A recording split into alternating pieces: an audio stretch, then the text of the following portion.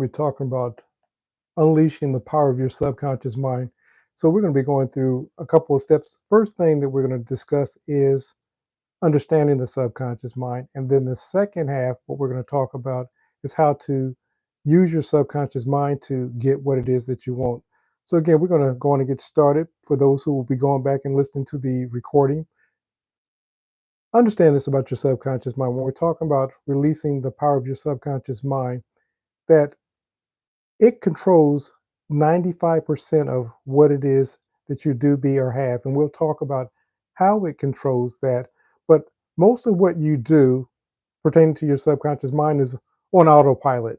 It's doing it automatically. And we'll talk about that. But first thing I want you to understand about your subconscious mind is that, good to have you, that it controls 95% of your life.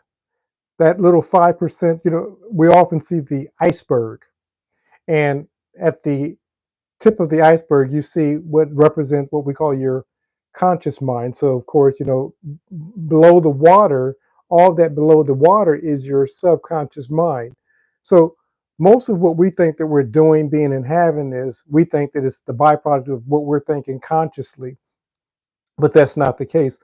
Most of what it is that we're doing, being, and having is actually happening at a subconscious level.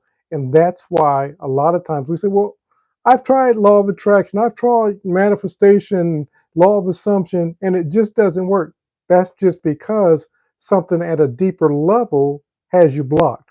And until you release that blockage, we continue to repeat the process of what it is that we have. Good to see you, Amanda. So what we're going to do is give you some tools so that you can break the binds, as it were, of that old thinking by understanding. Once you understand how your subconscious mind works, then you can utilize it to create the life that you desire. So that's what we're going to be focusing on today. So for those who have just come in, like I stated, your subconscious mind, what we're discussing first is how your subconscious mind works. Then the second half, what we're going to discuss is how to utilize your subconscious mind to get more of what it is that you want in your life and manifesting more of what you want in your life. So I'm actually glad to be doing this presentation here. Hey, good to have you, present moment. So let's go on and get started. So again, your subconscious mind, understand this, 95% of your life is on autopilot. And this is why we keep repeating, keep doing the same old thing. And until we learn how to break the cycle or reprogram, as it were, our subconscious mind, we're going to continue to get the same results. So let's go on and get started. Understand this about your subconscious mind. We've already discussed that your subconscious mind controls 95% of your life. It runs on autopilot. The next thing you need to understand is that your subconscious mind can't tell the difference between what you're actually doing and what you're imagining. This is important.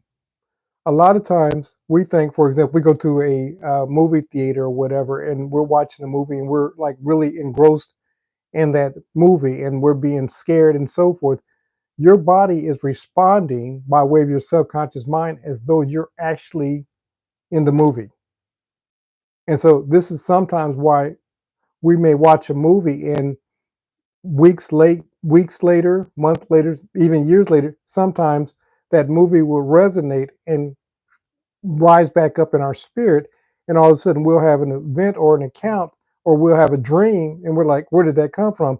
Because that movie has been compartmentalized in your subconscious mind. And like I said, sometimes an event will happen or something will happen or somebody will say something that will make you think about that movie. And all of a sudden now you're thinking about that movie. Or sometimes it's a song.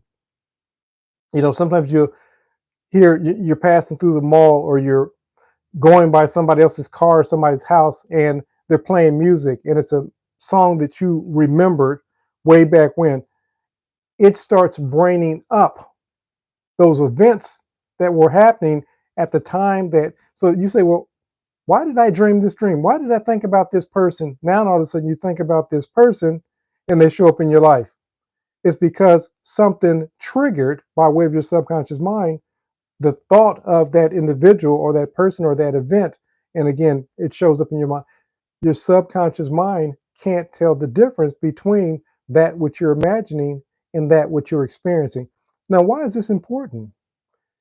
This is a tool, and we'll talk about this in depth in a few moments, but this is a tool then that you can utilize to reprogram your subconscious mind. If what you're experiencing and what you're imagining to the subconscious mind appears to be the same thing, then you can start reprogramming it. And like I said, we'll talk about that a little bit more, but this is very important to understand that your subconscious mind can't distinguish the difference between that which you're experiencing and that which you're imagining. The problem is with most of us, Mr. Linder will say it this way: don't dream up monsters that you can't handle. Many of us are imagining worst case scenarios, how things are so bad, how the economy's doing this, whatever that story is. So we keep imagining it. So for us, that becomes our reality. And so we say, well, how can we break that? We'll talk about that in just a few moments. So understand 95% of what is happening in your life is on autopilot. Your subconscious mind is running on autopilot by old programming.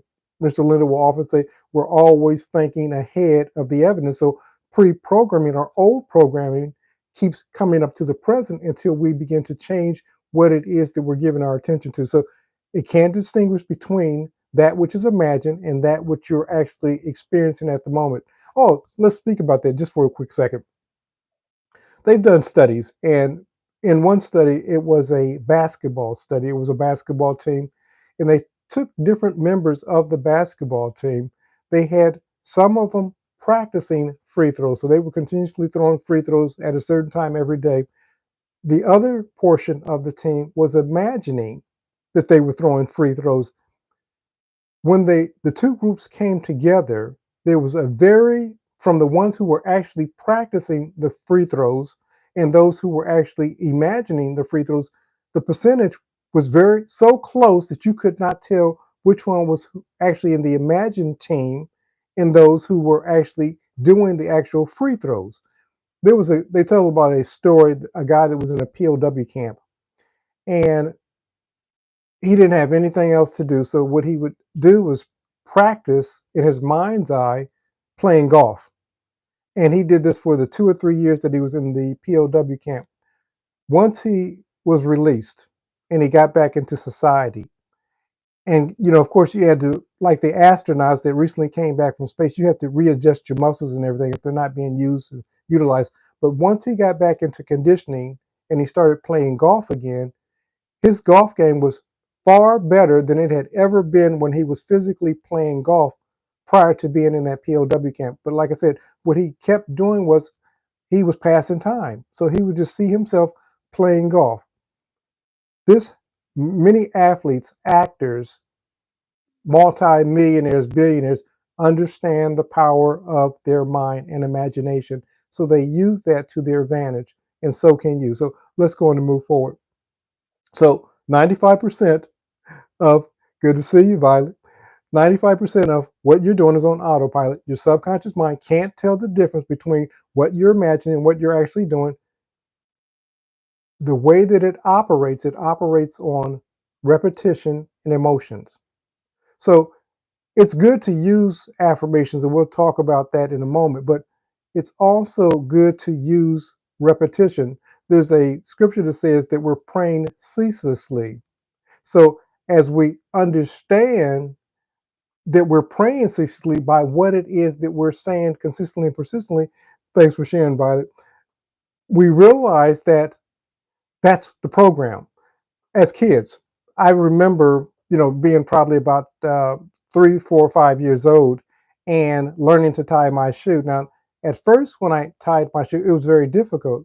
But as I continued to tie my shoe in practice, it became second nature.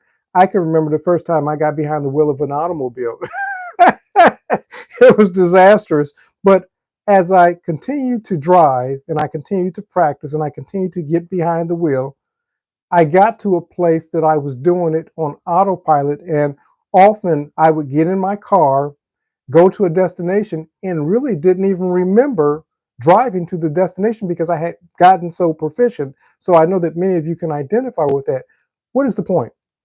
The way that you reprogram your subconscious mind is continuously seeing repeatedly what it is that you want to be, do, or have in your imagination. You keep playing the movie, you keep feeling the sensations, you keep feeling the emotions as you repeat the process with emotions, with feelings. Now, we operate at a different level when we're talking about things operating from emotions and feelings. So, what may make you excited may not be the same thing that make me excited. You have to do it with your personality. If you're not one of those people that, when I was in the Marine Corps,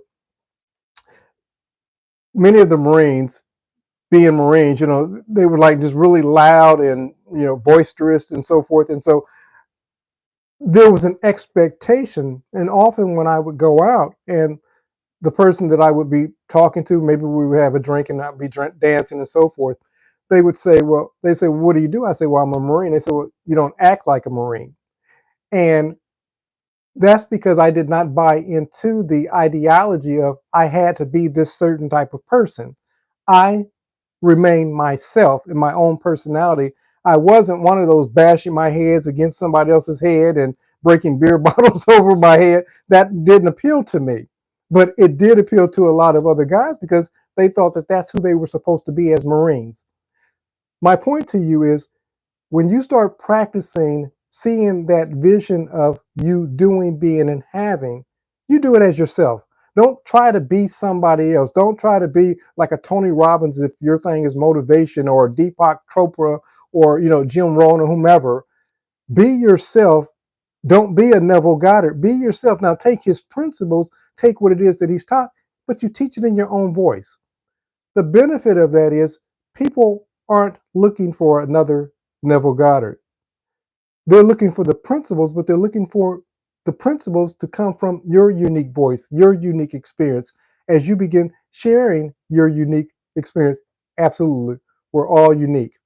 As you begin sharing your own unique experience, then that's what's going to allow people to gravitate towards you. A lot of times on my YouTube channel, people will go to some of the videos and they'll see the postings of like a Reverend Ike, or Dr. Joseph Murphy, or Neville Goddard, or whomever the teacher is, and each person says, "Oh, I just love Neville Goddard. He's my favorite."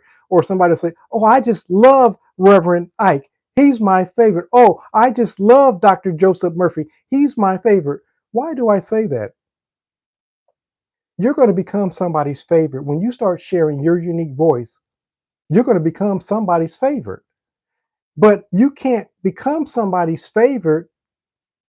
Bob Proctor is my favorite. See? So my whole point is somebody has a favorite. I love Bob Proctor also. My whole point is when you start sharing from your unique voice, then they discover you. But if you're trying to be somebody else, one thing that I loved about Bob Proctor, since we mentioned him, was that when Bob Proctor, he said, listen, he was doing a millionaire course, how to become a millionaire. He says, listen, I didn't come up with any of this stuff. You know how Bob Proctor is, his mannerisms and how he talks and so forth. He said, I didn't come up with any of this stuff. He says, I just discovered what worked for me, and I started teaching from the stuff that I learned from all the people that I gathered information from, that which worked for me.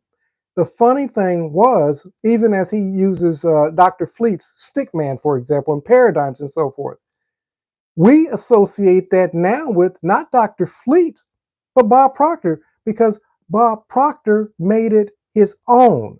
And this is what you have to do. You have to find out that unique space, whether it be a Neville Goddard, whether it be a Bob Proctor, whether it be a Dr. Joseph Murphy. It doesn't matter who it is, but you discover what resonates with you and you start teaching it from your unique voice. Now, for somebody in the future, you're going to become their favorite teacher because you've what you said resonated with them like no one else can. So discover your own unique voice by studying other teachers, but then put it in your own unique voice. So let's go on and move forward. So repetition, 95% of your life is on autopilot. Subconscious mind cannot distinguish the difference between that which is imagined and that which is being lived out. Good to see you, John Wick. Repetition is the key or the mother of retention. Let me say that again. Repetition is the mother of retention. When you start repeating, understand when you went through the school system, when I went through the Marine Corps, when I went through school, when I went and got into corporate America, everything that I learned started with repetition until it became retention, until it became habit, normal for me. Even when we're talking about abundance, when you start having an abundance mindset and you start now, because at first it's new to you, you came from a place of poverty. Thanks for the, you came from a place of poverty, but you started repetition, you started practicing, you started looking at the videos, you started looking at those people that were successful in your eyes, and you started practicing. Pretty soon, abundance becomes your mindset. You start experiencing the life of abundance because you took on a new paradigm, as Violet stated earlier about about Bob Proctor, about paradigms. Your mind shift. I was talking to a client the other day, and it is our mind is our baby. It's an infinite, but it's looking for guidance. So it's up to us to give it the appropriate nourishment by the appropriate information of what it is that we want to be, do, or have. So I was talking to a client the other day, and she was stuck, and she was stuck in an old paradigm. But over a course of the conversation, I gave her some tools, and she was almost immediately within that short period of time able to see herself making this paradigm shift. Love you, Amanda. She was able to make this paradigm shift. And so, in doing that, we all can do it. Let me say this. This next week is going to be a powerhouse of a message. I'm going to take you someplace pretty deep, but I want to touch on it. We talk about this weekly. The problem with most of us, we think that who we are at the moment is fixed, and nothing can be further from the truth. We think that this, how many times, this is just who I am. This is who my family was. This is where we came from. It's a lie. You're an energy being. You're a vibrational being. You're a spiritual being having this human experience. Now, why is that relevant as we understand our subconscious mind? It's relevant because it says that if you get into, as what Neville called, a different state, you can start having a different result. We have kept playing the vibrational state of old belief systems. We haven't challenged those old belief systems, so we keep getting the exact same results. Absolutely. We're not our name. We're not even all the stuff that we think that's us. Under our denomination, under our race, under our sexual orientation, their spirit. I ain't even my body, as Violet just stated. We're not. These things are vehicles of travel for our spirit. So if you vibrate lack, oh, you keep doing it, present moment. You keep, listen, in talking to, let me go back to this, kind of regressed off of, but I'm gonna go back to the client I was talking to the other day, speaking to present moments question.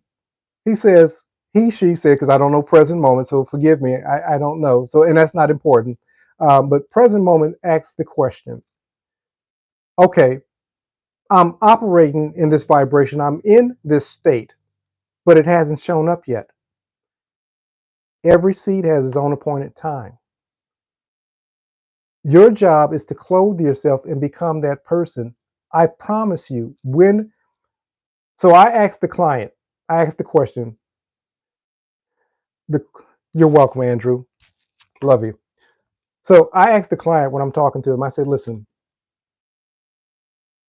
how do you become the daughter of your parents, the sibling of your brothers and sisters? If you have children, how do you become their parent? What makes you that person? How do you know that you are that person? And they said, I just am. I am that I am that I am. And that's absolutely true. So, present moment. If you're the person that you're imagining yourself to be, it's not about the materialization of the manifestation of the thing you're trying to bring into your life. It doesn't even matter if that stuff never shows up. You're still the person that you've imagined yourself to be. I promise you that either that stuff will show up or a maximum of its equivalent. It says that we plant a seed, and when we plant the seed gives forth a harvest. If you keep occupying and being the person that you desire to be, you're going to bring about a harvest. The problem is, ego says that the harvest has to show up like this. And so, because you're not seeing the evidence of the harvest the way that you think that it should show up, if you're being the person that you're supposed to be anyway, the harvest is going to show up. Get out of the way of how the harvest is supposed. That's not your business. Your business is to see the end in mind, you being that person. You being the person is going to bring about a harvest of being that person. Your job is not, we get so caught up into the, let's say, the money, the relationship, the better health, whatever the thing is that we want. When you're being that person, you don't need the evidence of that other stuff being that person. Point in case, somebody had asked about the promise last week. And I told them, when I listened to Neville talking about the promise, I'm like, I don't need this series of events to acknowledge my oneness with the allness known as God, whatever we call that infinite intelligence. You could say, I am. It could be you. It doesn't matter what you call the I am knowing that you are. When I did not need the evidence of more money, better health, loving relationship, but I clothed myself like, absolutely. I took on the power that was within me, and I started living from, in spite of what the evidence said. The funny thing is, when you start living from present moment of being, doing, and having that which you want to be, do, or have, the evidence, the fruit, will reveal that's who you're being. It may also reveal, me and the client got on the subject of failure. And most of us we're fearful of this thing we call failure. Failure is nothing more than feedback that we're going in the wrong direction, that we're off course, that we need to get on target. The wonderful thing about experiencing failure, George Foreman died the other day, for those who know George Foreman. He said the greatest event that happened in his life that made him the wonderful, the beautiful, the loving man. Anybody that watched George Foreman, you couldn't help but to smile, because he was, I mean, even in the boxing ring, he's beating guys up with a big old smile on his face. You couldn't help but love him. But he said that transformation, failure is feedback. He said the thing that added to his transformation was his so-called failure against Muhammad Ali. They called it the Rumble in the Jungle. George Foreman was not supposed to lose. He was deemed at that time unbeatable. And a man by the name of Muhammad Ali got in his head and started talking smack. I used to, as a kid, I loved Muhammad Ali. My mother couldn't stand, said he talked too much. But he got in George Foreman's head. So George Foreman had lost the fight even before he got in the ring. Nobody had ever got in that man's head like that. But he said that that was the greatest. At first, he said he couldn't stand Muhammad Ali. He said he couldn't stand him, wanted to kill him. That was his words, not mine. Now, that was whether that was figuratively or floated like a butterfly, stung like a bee. He said he couldn't stand him. He said, but he started reflecting. He left boxing. He took another loss, and he left boxing for a period of time, retired, and became a minister. In that, he had time to reflect. George Foreman came back like in his 40s, entering the ring, and he was beating people, and people were surprised. But he was also a different person. He was more loving. He was gentle. He and Muhammad Ali had formed a friendship. They had become best friends. He said he loved nobody. He didn't love anybody as much as he loved Muhammad Ali, the person that he couldn't stand at one point. George Foreman became that person because of the defeat. He said, had he beat Muhammad Ali when they fought, he said he don't know who he would have become, because the man that he was, you couldn't tell him anybody. He wasn't lovable. He wasn't gentle. You couldn't even approach him. But because of that feedback from that loss against Muhammad Ali, it changed his life. Quit looking at your failure as failure and look at it for the lesson that it brings. When we lost everything, we had a hedge fund manager managing our money, lost millions. But it wasn't just us, it were literally hundreds of people, uh, fives of millions, $500 million plus. We were casualties. I thought my world was over. I thought it had ended. And I was thinking from the early on in that process, I was thinking worst case scenario. We're going to lose this. We're going to be on the street. All this stuff. We had lawyers coming after us. We had lost everything, and they were still trying to get money. They were bleeding us. When I changed my perspective and I started inquiring, okay, what do I need to do? Who do I need to reconcile things with? And so we started dealing with the IRS. We started doing our due diligence. But I also started pouring information into me, information about mindset, who I wanted to be, do I have, what lives I wanted to change, so forth. This is why you guys are talking to me today. I looked at the perceived failure, took it as feedback, and said, who is it that I want to be, do I have? And I started living from that person. Don't look at your failure as failure. Look at it as feedback and say, understand this about the feedback. Now you've gone through, you've learned the lessons. Those lessons that you've learned, because other people are also experiencing something similar, they will compensate you to shortcut their lessons, their journey in that same space. Now, what you called failure has turned into finance and opportunities to transform somebody else's life. And what you thought was lost, scripture says, I will restore the years that the locusts have taken. You thought that they were just wiped out. And the divine within you says, I know the plans that I have for you, plans to give you a hope and a future. Plans not to harm you. It may appear to be harm at the moment as you're going through, but the thing that appears to be harm as you're going through is the thing that's going to act as a spaceship to catapult you into your next multiple quantum level leaps. But you can't look at it solely as failure. Ask the divine within you, what's the lesson I'm to take from this? Perceived loss, perceived failure. And when you start looking, the lessons will start showing up.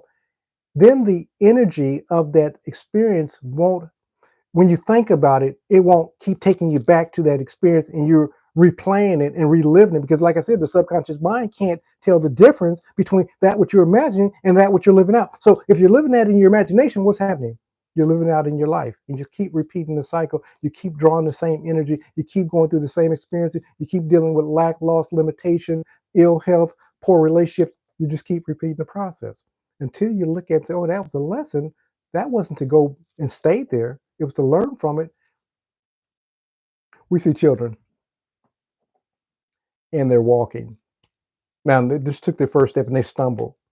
Nobody says to a child that's just taking their first step and they stumble, we call that failure. Kids, you just need to give up. You encourage them to get back up. As Violet said earlier, we're babies. Our minds are babies, and we're to shape them by pouring into them new information, the information of who it is that we want to be, do, or have. As we begin to practice that information, those belief systems, that's going to be the stuff that starts showing up more in our lives, more consistently, more persistently. But let's move forward. I got a lot to cover, so I want to make sure I give it all to you. So, repetition, emotion. Your subconscious mind is always listening. The master teacher said this: that which you say in secret will be shouted on the housetops. Now, we take that literally, but what he's saying is that that which you imagine is going to show up in your world. If you keep giving your attention to what it is that you don't want, what do you think is going to be shouted on the housetops? What do you think is going to be manifested in your life? More of that which you don't want. And like I said, when we're talking about scripture, we're not talking about religion. We're talking about how your mind works. The scripture is there's other books, but I'm just saying it's one of the greatest books on psychology when you understand the allegories, the meanings, the parables that were being shared with you. So, what you're imagining with feeling, we'll go back to the feelings, feelings the secret. What you're imagining with feelings, that's going to be the thing that shows up in your life. Now, present moment asks the question, well, I'm trying to do this stuff right. If I'm trying to do this right and it hasn't shown it, you keep doing it. You keep doing it. You do it so often that pretty soon you start believing that's who you are. The most wonderful gift that's been given to us as children, and Jesus says, unless you become as a little child, you can no wise enter into the mindset, the kingdom of heaven. Subconscious mind is imagination, make believe, acting as if. And we'll touch more on that in a second. But as you start pretending, in present moment, sometimes we're told that when we're on the way to our materialization manifestation, tell no person. Because when we start sharing that with other people, first of all, because they can't see it for themselves, a lot of times people are going to try to remind you that that's impossible. You can't do that. So he says, go to the high priest, go to the high priest of your imagination, the inner knower within. And when it's been confirmed and you start seeing the materialization of the manifestation, then you can start sharing it. But let me say this also, because a lot of times people give you the impression why it's not showing up and so forth. They give you the impression that the only thing that you're to do is to imagine it in your imagination. And listen, I know the teachings of Neville as much as anyone else. But what I also know, because I've listened more intently, Neville was not discounting action. The term living from the end is occupying and living, let's say, hypothetically, the goal was to be a millionaire. You start living today, not by spending, but having the attitude that I'm a multimillionaire.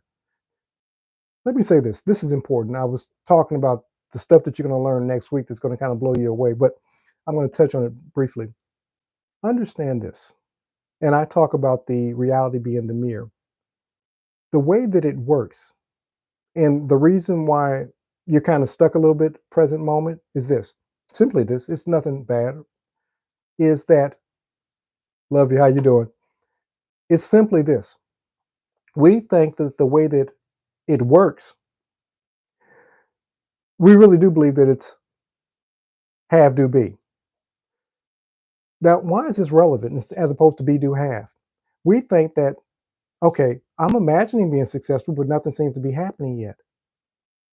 So you're operating at, if I keep imagining, then, the happening, you look at the happening as the proof. The happening is the effect. Now, understand this. The proof, it says faith. Absolutely. Rationalize. We talk about rationalize. Ration lies. I'm going off of Violet's notice.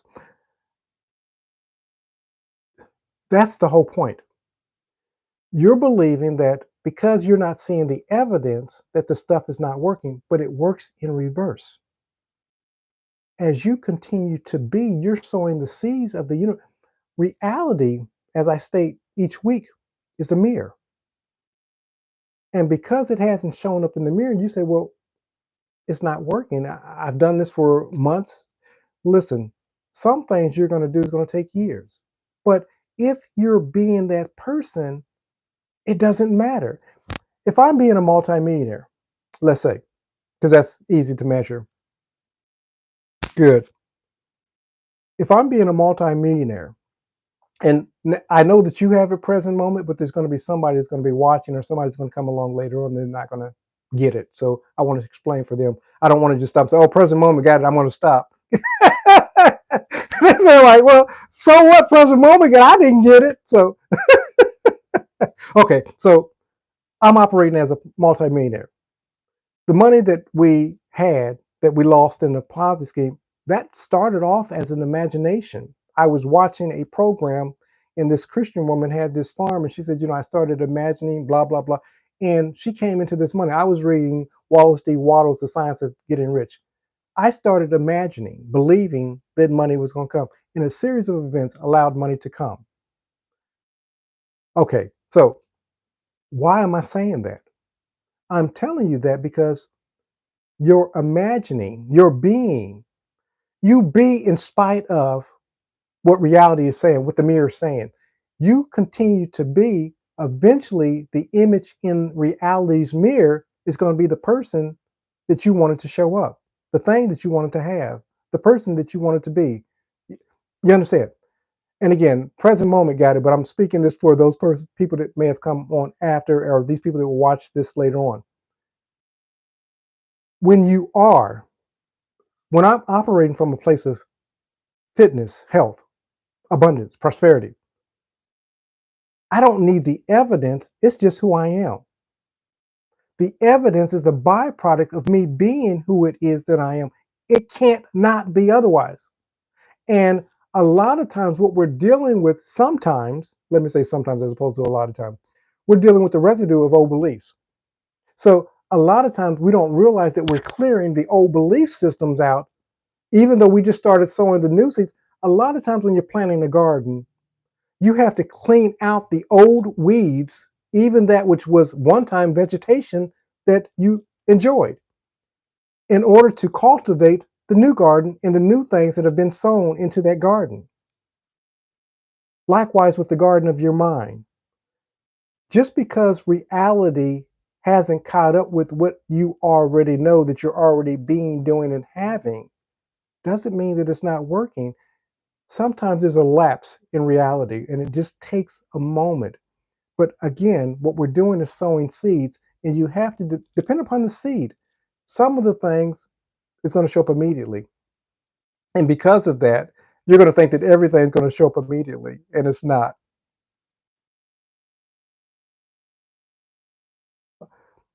Gratitude. The question is, first and foremost, I put a small video out there the other day, and it was this: blessings.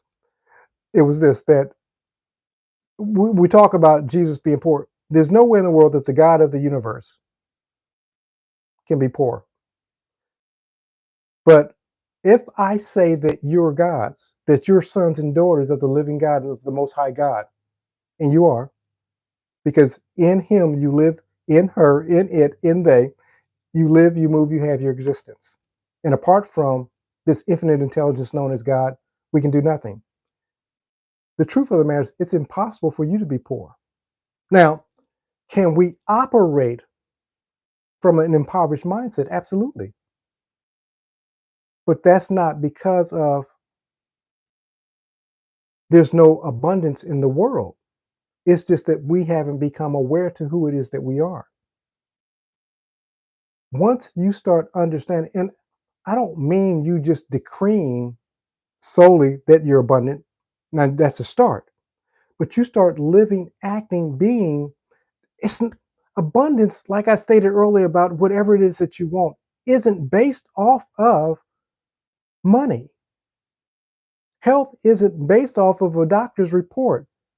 A loving relationship isn't based off somebody else loving you. It starts within. That's the thing right there, present moment. You have to start practicing the discipline of changing your own inner conversation. If a person is poor, now, wonderful example.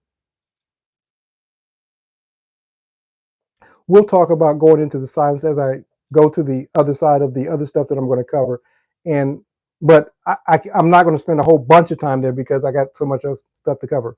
But let's say talking about the person being poor.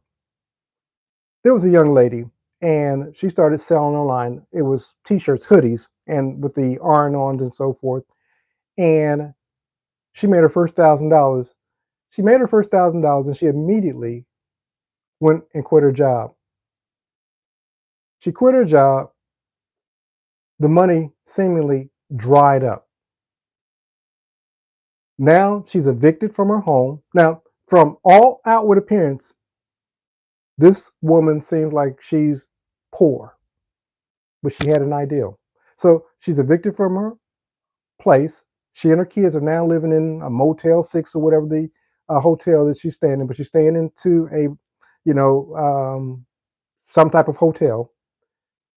And she's still doing what she can about filling her orders about her t-shirts and so forth. Fast forwarded, this is kind of going through like COVID or just before COVID. And that. So fast forward about 18 months later. Now the young lady's doing $100,000 a month. Pretty soon, she's doing, because she only does these events quarterly, she's doing $300,000 every quarter.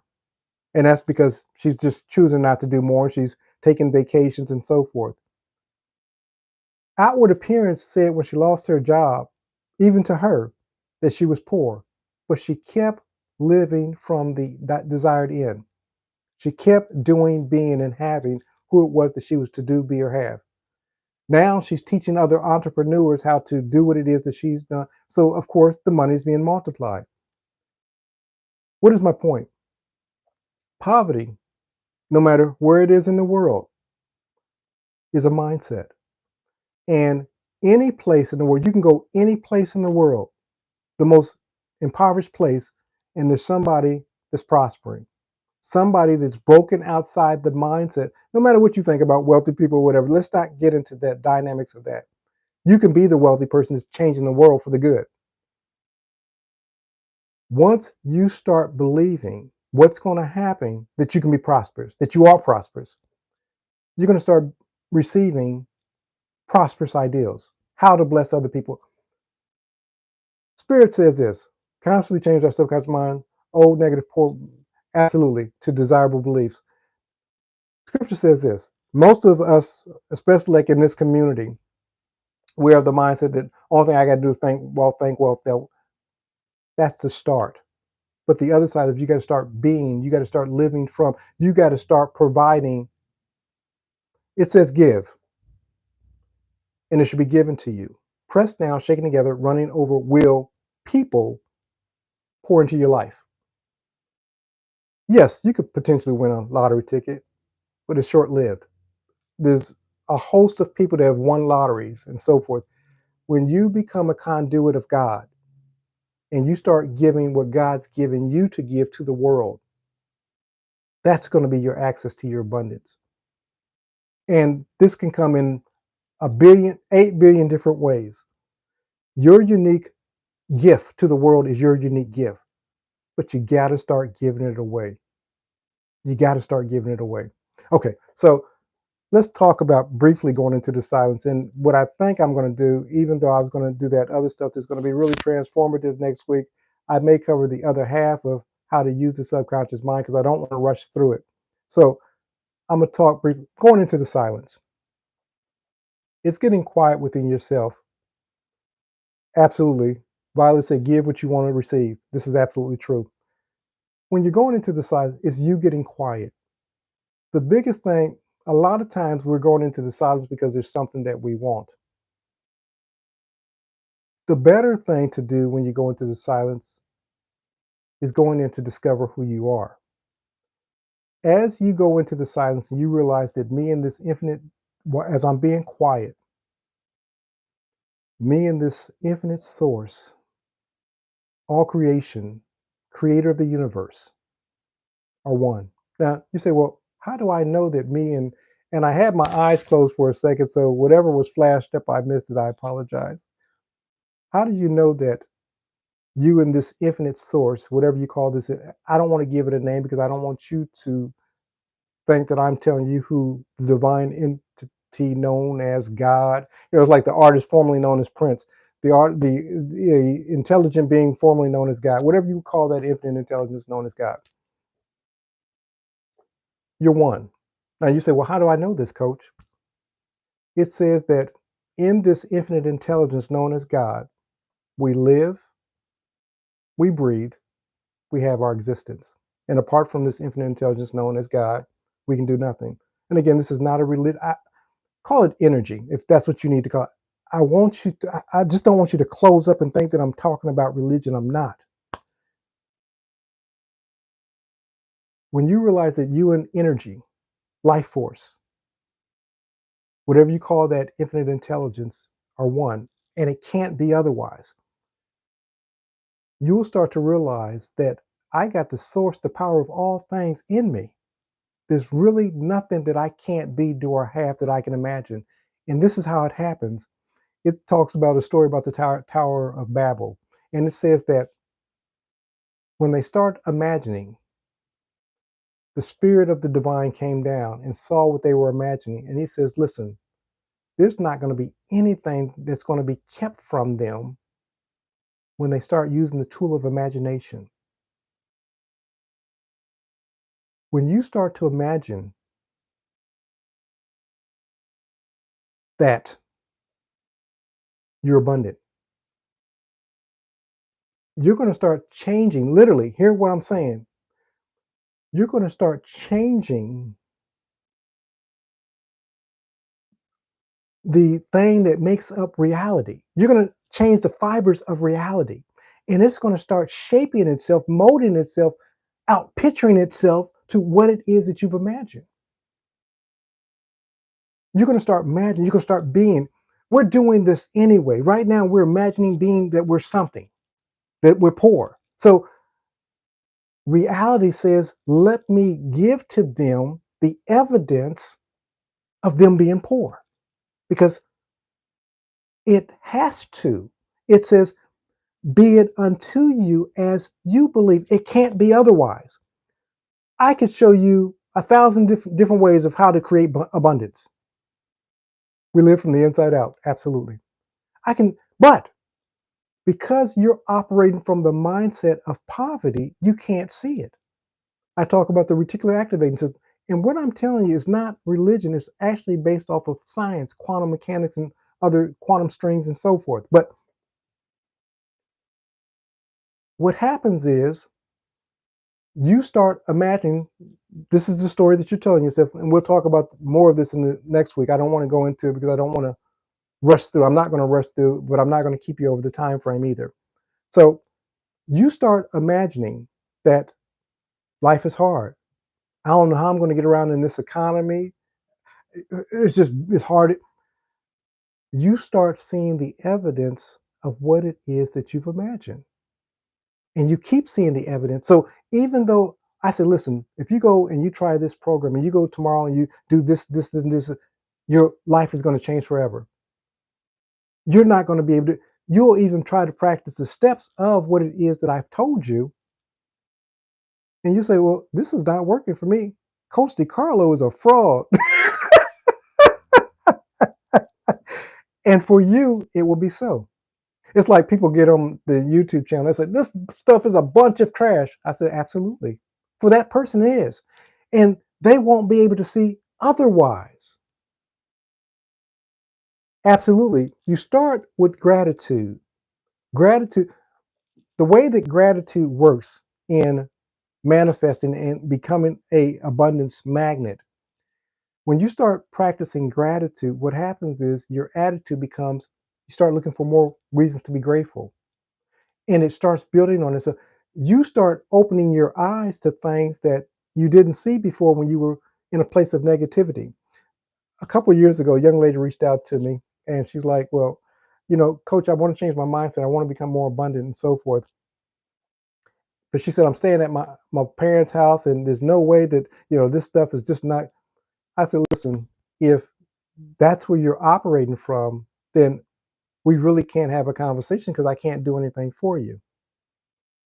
And she says, okay, I'm open to, looking at it differently. She started giving gratitude being in her parents' house. I said, you can't even imagine how many people don't have parents that they can go to and stay in their home. I started showing her reasons that she could be grateful. She started practicing gratitude.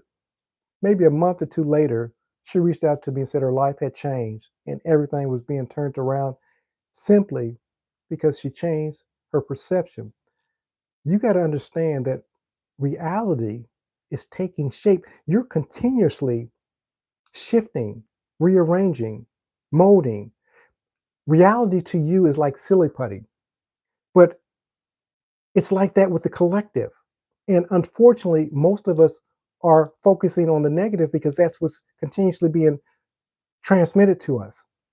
So, because that is the case, we keep seeing more evidence of, it's a hard life to live and people are not nice. And we see the evidence of what's being broadcast to us purposefully. When you turn off the noise, when you start focusing, going into your silence and realizing that you're a creator. See, this is the benefit. It's okay to go into the silence and ask for things. I'm not discounting that. I'm not saying that that's bad. That's not bad. But ultimately, in the silence, the goal is to understand your oneness with the allness known as God. From that place, you don't have to ask for things, you begin to decree things. Let me say that again.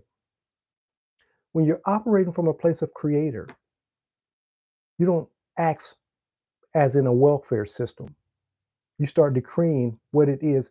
It says, decree a thing and it shall come to pass. You start saying what it is that you want to show up in your world. You start living from that decree. You know now that, okay, if I keep giving my attention, my thoughts, my words, my actions to this thing here, that's what I'm decreeing in my life.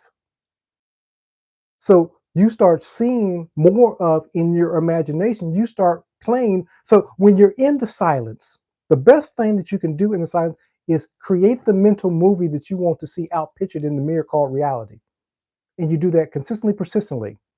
And over a course of time, that's what's going to show up because you're going to become a different person. You're not going to be that weak, beggarly person like, I just don't know how this stuff is going to work out. This stuff just doesn't work out for me. And the law of attraction, law of something, never got all this stuff. It's a fake. Because you're going to realize that you're the power. I'm not making fun. What I'm saying to you is you're the operant in power. And as present moment just stated, what it is that you're giving your attention to, most often with feelings, that's the thing that must, by divine decree, be it unto you as you believe. It can't be otherwise. And again, I'm telling you, science has verified this. You know, CIA did a study on mindset and they started using these different subjects and people started to imagine things and they started getting results or they would imagine something somebody in another room would actually pick up on that vibration.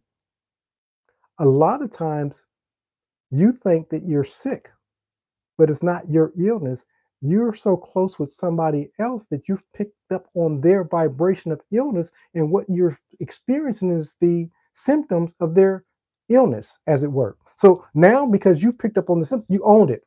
Oh, I'm sick now and I have a cold. So now you go through the treatments, but initially it was just that you were in vibrational match with that person that was sick and you agreed to. So a lot of times we do it this way. My mother was sick. My father was sick. They had this debilitating disease. Your parents have gone on, but because you brought into the ideology, and people don't like me to talk about anything, coach, but don't talk about illness.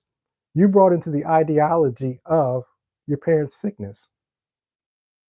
As my sister just said, you have to die daily to those old ideals. But now you say, well, coach, how do I die to those old ideals when they're so much a part of me?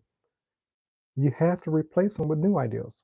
And I'll use a scripture, but I'll break down the scripture so that you see what it's really saying. It says, resist error and error will flee. But nature abhors, hates, despises a vacuum, an empty space. So it's important. It says, resist error. We say evil, devil, whatever, and it will flee. But now you got this void. Jesus talks about, these man cleans out his house, talking about the imagination, cleans out the house, gets all clean and swept up, gets all those negative spirits out, ideologies, temperaments, and so forth. They called it evil spirits, but it's negative ideals. Okay, so you get all the negative ideals out, but you don't feel the void. How do you feel the void? It says, resist error, evil, devil, and it will flee. Draw nigh to God. I like to say that God is the good that one desires. When you start focusing on your good, resist error, and it will flee. It will leave. But you have something in you called the reticular activating system. And it simply means that you can't think two opposing thoughts at the same time. So you move your attention away from what it is that you don't want. You start focusing more on what it is that you do want. As you do that, you're going to start seeing the evidence, the new evidence, the dying daily to my old self, violet evidence of more of what it is that you want. Now, will sometimes occasionally you'll see the other stuff? Absolutely. Will sometimes in your life that other stuff, but it won't move you because you realize that my goal is to keep my thoughts on what it is that I want to be, do I have. And the more I can stay in that state, that presence, I'm going to experience more of that in my life. Resist error and it will flee. Draw near to God, the good that one desires, and the good that one desires, will draw near to you. It can't be otherwise. I'm going to cover the other half next week, how to use your subconscious mind to get what you want. And then the week after that, I got something that's going to be mind blowing. I got you on the edge of your seats, and that's purposeful, but it really is. I mean, it was given to me this morning, and I'm like, I got a minute or two, so I'll talk about this. A lot of times what happens, the stuff that I'm sharing with you, I didn't come up with this stuff. Spirit speaks to me, reveals things to me, and then I communicate what's been revealed to me to you.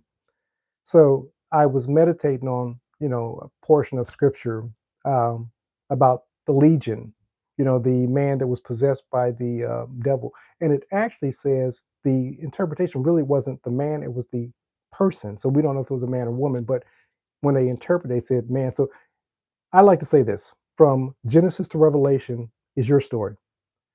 All of these stories are psychological stories of how your mind works. And once you get away from, the religious portion of it and the do's and the don'ts and you say, oh man, this is my mind working. It's a book of psychology, spiritual psychology, and how mind works. When I start applying these principles, I can apply it towards wealth, I can apply it towards health, I can apply it towards love and relationship. And I'll talk more because I don't have the link finished, but I got my copy of my book, Quantumetics, and I'll be putting a link out there next week, and I'll add it to some. On Amazon, it's $24. I'm going to be offering it at a deep discount, and I'm going to have some bundle things with it. But let me get the link done, and I'll tell you when you can go out there and get that. And my goal is not to sell the book. I just know it's going to transform your life. If you want to understand how this mind stuff works, that's a shortcut. And understand this about the book. It's not one of those books that you just read one time. You say, oh, I read that book. No more than like the Bible or any spiritual book. If you're going through any spiritual book, what you'll discover is that every time you read it, it's a different book. It's not the same book. And it's because you're not the same person. Every time you go through that, you're at a different stage of your life. So you're going to take something different away from it. And that's how Quantumetics is. You'll be able to read that book 100 times. And every time you go through that book, yes, it is on Amazon.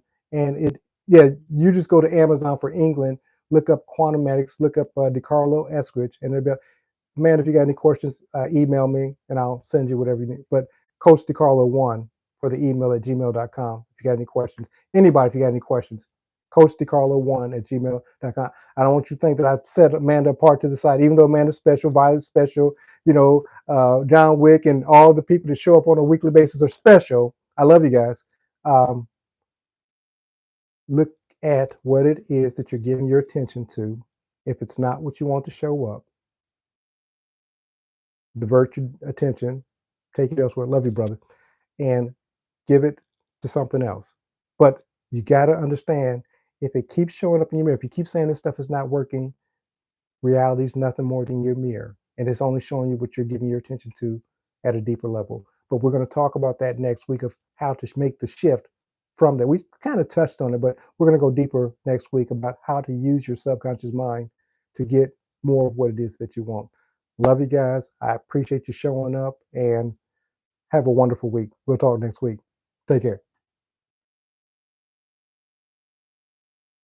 Thank you.